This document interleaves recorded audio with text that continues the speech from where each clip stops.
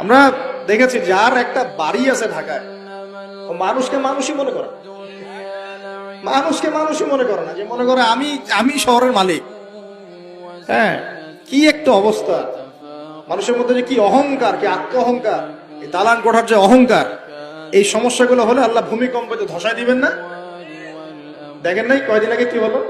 গতকালকে যে কোটিপতি ছিল তার পরের দিন রুটি নিয়ে দাঁড়ায় আছে, গতকালকে আইসক্রিম বিক্রি করেছে নাচানাচি করে, তারপরের দিন বসে আছে, কিচ্ছু না। আল্লাহ পাক এই পাপগুলা দেখে সবর করেছেন, ধৈর্য ধরেছেন।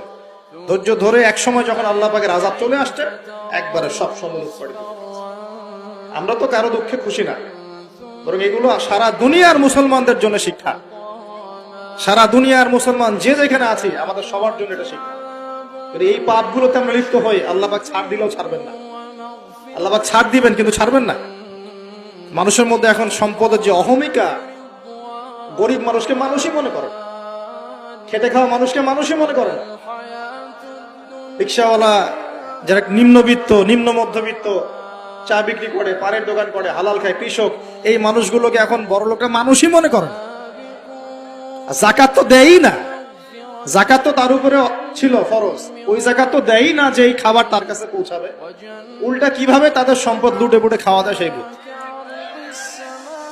এবার নিলেও দিলেও যে কত শর্ত, বাপরে বাপ। তো কিছুটা মনের কষ্ট থেকে বললাম কথাগুলো আর কি, যে আসলে আপনি যখন কোরআন এবং সুন্নাহর জ্ঞানে জ্ঞানী হবেন না, তখন অন্যকে সম্মান দিতে পারবেন না। আমরা বড় বড় স্লোগান দিই যে অমুক অমুকের সেবক, অমুক অমুকের সেবক। আসলে সেবা সত্যিকার অর্থে করছি?